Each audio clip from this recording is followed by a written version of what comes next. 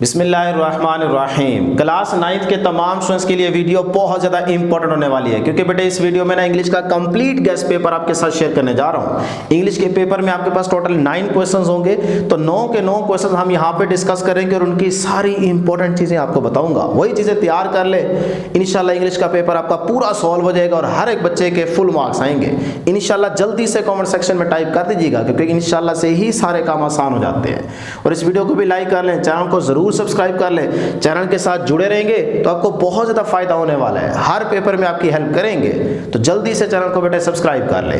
कहीं पे भी आपने वीडियो को 1 सेकंड के लिए भी स्किप नहीं करना। अगर स्किप करेंगे तो अपना नुकसान कर बैठेंगे, क्योंकि मैं हर एक चीज़ यहाँ पे डिस्कस करूँगा। छोटी सी वीडियो कंप्लीट देखें, उसके बाद किसी चीज़ का आपको ज़रूरत नहीं पड़ेगी पूछने की। क्लियर? तो इसके 2 पार्ट्स होंगे, objective paper, subjective paper. Objective को हम बाद में डिस्कस करते हैं, पहले हम सब्जेक्टिव पेपर को देख लेते हैं। बहुत से बच्चे कहते हैं सर जी सब्जेक्टिव पेपर की सारी इंपॉर्टेंट चीज़ें बताएं कि हमने कहा क्या क्या चीज़ें तैयार करनी है। तो फिर स्टार्ट करते हैं। जल्दी से अपनी ये दोनों बुक्स अपने सामने रख लें, निकाल लें। अगर इनमें से एक बुक है और एक नहीं है आपके पास, तो जल्दी से बेटे वो भी खरीद लें, क्योंकि ये दोनों बुक्स आपके पास होनी चाहिए। क्लियर? तो सब्जेक्टिव पेपर की तरफ आते हैं जी। क्वेश्चन नंबर 2 होगा शॉर्ट क्वेश्चंस। अब इसके अंदर 2 पार्ट्स होंगे, पार्ट ए और पार्ट बी। पार्ट ए के अंदर ना टोटल 5 क्वेश्चंस दिए जाएंगे, आपने कोई से 3 क्वेश्चंस अटेम्प्ट करने होंगे। अब ये जो 5 शॉर्ट क्वेश्चंस आएंगे ना, ये यूनिट 1 2 3 4 6 प्लस रिव्यू 1 और इसी के साथ यूनिट 7 9 और रिव्यू 2। मैंने रिव्यू 2 को यहाँ पे नहीं लिखा, क्योंकि अगर आप उसको छोड़ भी दें तो कोई मसला नहीं है, आपके 3 क्वेश्चन यहाँ से हो जाएंगे। सही है? वैसे तो आप अगर 6 तक भी कर लेते हैं ना, इन्हीं के शॉर्ट क्वेश्चन मैं बता रहा हूँ अभी कि कौन से क्वेश्चन आपने तैयार करने हैं, तो आपके 3 आराम से हो जाएंगे। क्लियर? उसके बाद जो पार्ट बी होगा, ये यूनिट 11 और इसी के साथ साथ प्लस रिव्यू 2। इसमें सिर्फ एक ही क्वेश्चन, ठीक है? यहाँ पे देखें 2 होंगे, आपने एक ही क्वेश्चन अटेम्प्ट करना है, वही 4 नंबर का होगा। अब ये तो आपको समझ आ गई, लेकिन सर जी इंपॉर्टेंट क्वेश्चन बताएं कि हमने कौन से तैयार करने हैं। तो बेटे यहाँ पे आ जाए, हर क्वेश्चन के साथ साथ आपको सारी इंपॉर्टेंट चीजें बताता जाऊंगा। क्लियर? तो आ जाए जी most important short question. Unit 1 है ना इसमें, ये देखें यूनिट 1। तो यूनिट 1 के बेटे जल्दी से ये वाली बुक ओपन कर ले। इसके यूनिट 1 के एक्सरसाइज में आ जाए, क्वेश्चन जो मैं बताऊंगा वही तैयार करें, इसके अलावा कुछ तैयार करने की जरूरत नहीं है, आपका पेपर पूरा सॉल्व हो जाएगा, गारंटी। तो यूनिट 1 के जो आपने शॉर्ट क्वेश्चन तैयार करने हैं ना, उसमें 2 3 6 7 और इसके साथ साथ नंबर 8 वाला। अब ये जो नंबर 8 वाला शॉर्ट क्वेश्चन है ना, ये थोड़ा लेंथी जरूर है, लेकिन इसका जो फर्स्ट पार्ट है क्वेश्चन मार्क तक, पहली लाइन, वो आपके शॉर्ट में आ सकती है। ठीक है? तो इसको ब्रेक करने में आगे निशानी यहाँ पे लगा देता हूं कि भाई जो पहली लाइन तक क्वेश्चन मार्क है ना, वहां तक आपने इस शॉर्ट को तैयार करने हैं। क्लियर? बातें गौर से सुननी है।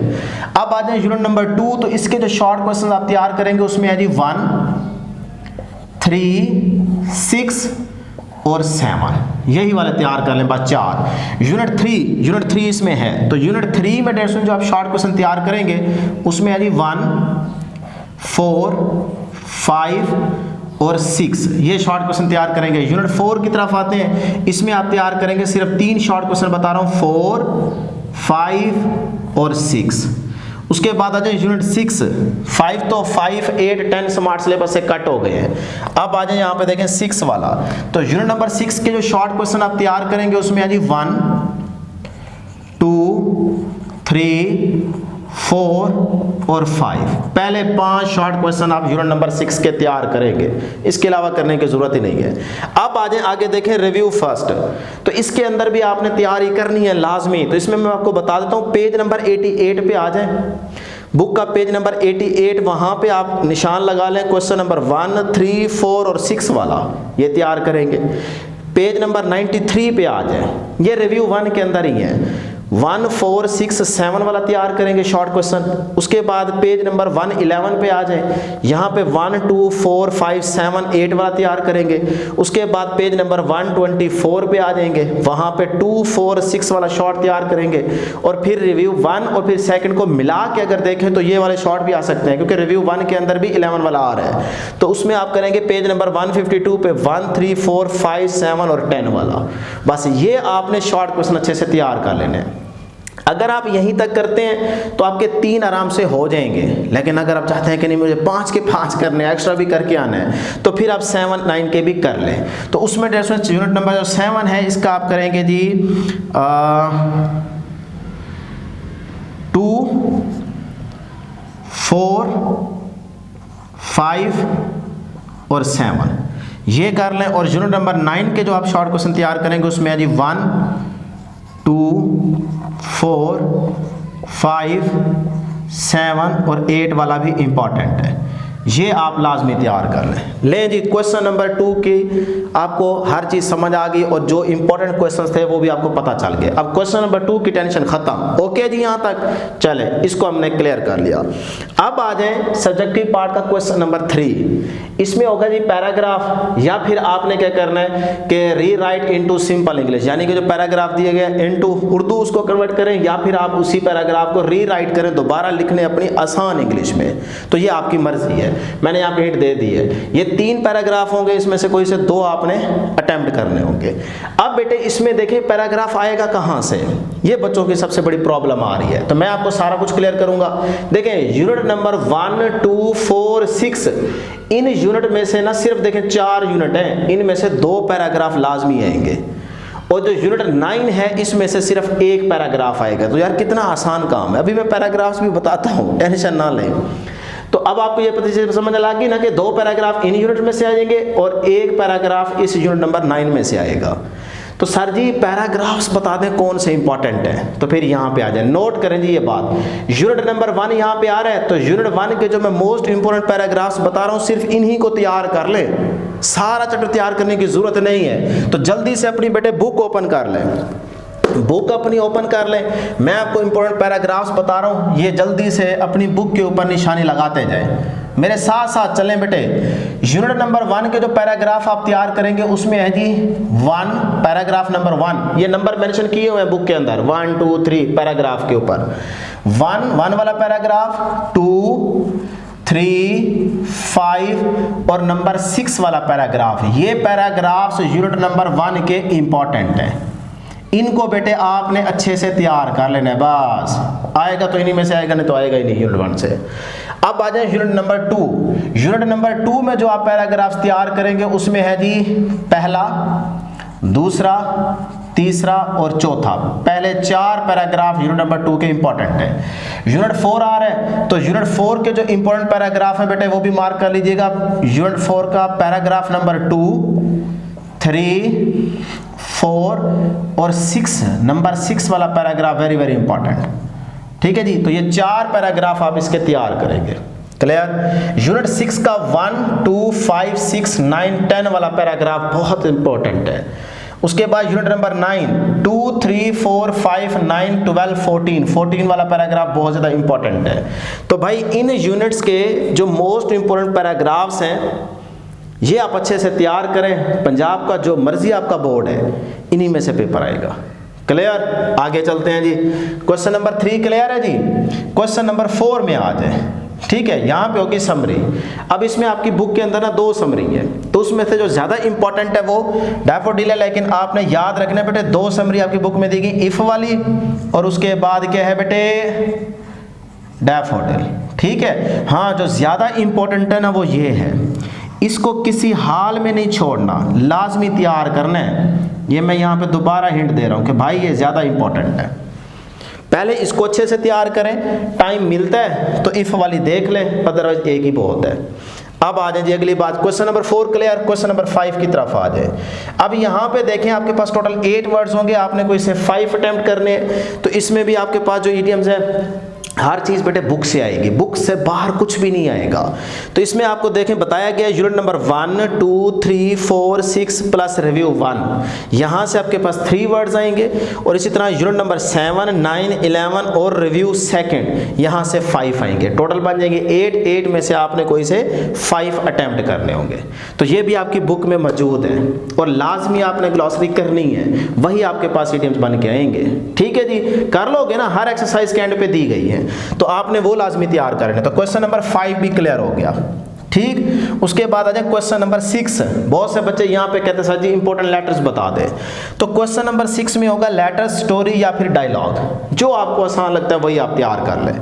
मैं आपको तीनों इंपॉर्टेंट बता देता हूँ। सबसे पहले हम बात करते हैं बेटे लेटर्स की, कि इंपॉर्टेंट लेटर्स आपकी बुक में, ये जो आपके पास इंग्लिश ग्रामर वाली बुक है ना, ये वाली 9-10 इंग्लिश ग्रामर एंड कंपोजिशन, इस बुक के अंदर आपको लेटर्स दिए गए हैं। तो जल्दी से ये बुक ओपन कर लें। इसका पेज नंबर मैं यहाँ पे भी बता देता हूँ। देखें आपने जो लेटर्स बेटे पेज नंबर आ जाए 145 पे, यहाँ पे देखें पेज नंबर 145 पे आ जाए, यहाँ पे लेटर्स हैं। तो इनमें जो आपकी बुक के ऊपर लेटर्स दिए गए उसी को आपने तैयार करने में निशान लगवा देता हूँ, जल्दी से बेटे लिख लें या अपनी बुक के ऊपर निशान लगा लें। लेटर नंबर 1 ये लाजमी तैयार करेंगे। लेटर नंबर 2 जो बुक के ऊपर 1-2 नंबर मेंशन किए गए हैं उसी के हिसाब से बता रहा हूं। जो ये इंग्लिश की ग्रामर बुक है ना बेटे, इसके पेज नंबर देखें 145 पे आ जाए। ये मैं आपको भी दिखाता हूं, ये देखें, ये आप आए पेज नंबर 145 पे, सही है। 145 में ये देखें, ये पहला लेटर है नंबर 1। फिर उसके बाद ये आगे ये देखें, ये आपके पास नंबर 2 सेकंड लेटर है। तो ये नंबर्स मेंशन है, ठीक है, इसी के हिसाब से आप निशान लगाते जाएं। तो लेटर पहला, दूसरा ये इंपॉर्टेंट है, इन्हीं को तैयार करें। उसके बाद तीसरा, थर्ड वाला, उसके बाद नंबर 5, फिर 6, और उसके बाद नंबर 7 वाला और नंबर 9। अच्छा जी, उसके बाद नंबर 12 पे लेटर है, और उसके बाद नंबर 14वें नंबर पे। ये आपके पास इंपॉर्टेंट लेटर्स हैं। इनको अगर आपने तैयार कर लिया तो इनसे बाहर लेटर नहीं आना, इन्हीं में से आएगा। वैसे ज्यादा जो इंपॉर्टेंट है ना वो ये पहले 3 है। ये भी अगर आपको आ जाए ना तो पक्की बात है, ठीक है। टाइम आपके पास काफ़ी सारा है, आप कोशिश करें सारे देख लें, क्योंकि बीच में 3-3, 4-4, 2-2 लाइनों का फ़र्क है, बाकी तो सेम होता है, ऊपर वाला नीचे वाला पार्ट। अच्छा, इसका तरीका भी मैंने कैसे आपने लेटर को लिख के आना ये भी बताया हुआ है अलग वीडियो के अंदर। उसी तरीके से लिख के आएंगे तो आपका 1 नंबर भी नहीं कटेगा, पूरे आपको 8 नंबर मिलेंगे। तो ये 3 ज़्यादा इंपॉर्टेंट है, बाकी ये सारे आपने लाजमी करने हैं। क्लियर। अब जो बच्चे लेटर नहीं करना चाहते, स्टोरी करना चाहते हैं, तो फिर स्टोरी भी इंपॉर्टेंट बता देते हैं, वो भी इसी बुक के अंदर मौजूद है, ठीक है। उसके लिए आप पेज नंबर 135 पे आ जाएं। 135 इसका ओपन करें, उस पे मैं आपको बता देता हूँ। पहली बेटे नंबर 1 वाली स्टोरी इंपॉर्टेंट है, उसके बाद नंबर 4 वाली इंपॉर्टेंट है, उसके बाद नंबर 5 वाली इंपॉर्टेंट है, नंबर 7 वाली इंपॉर्टेंट है, नंबर 8 वाली इंपॉर्टेंट है, और उसके बाद नंबर 10 वाली स्टोरी बड़ी ही इंपॉर्टेंट है। लें जी, कहानी खत्म। अब जो चाहते हैं कि भाई हमने ना तो स्टोरी करनी है ना ही लेटर, बल्कि हमने डायलॉग की तरफ जाना है, ये हम तैयार करते हैं, तो ये बहुत अच्छे बच्चे होंगे। लेकिन यहाँ पे नंबर कटने के खतरा होता है, लेटर ज़्यादा आसान है। मैं आपको प्रेफर करूँगा कि भाई लेटर तैयार करो।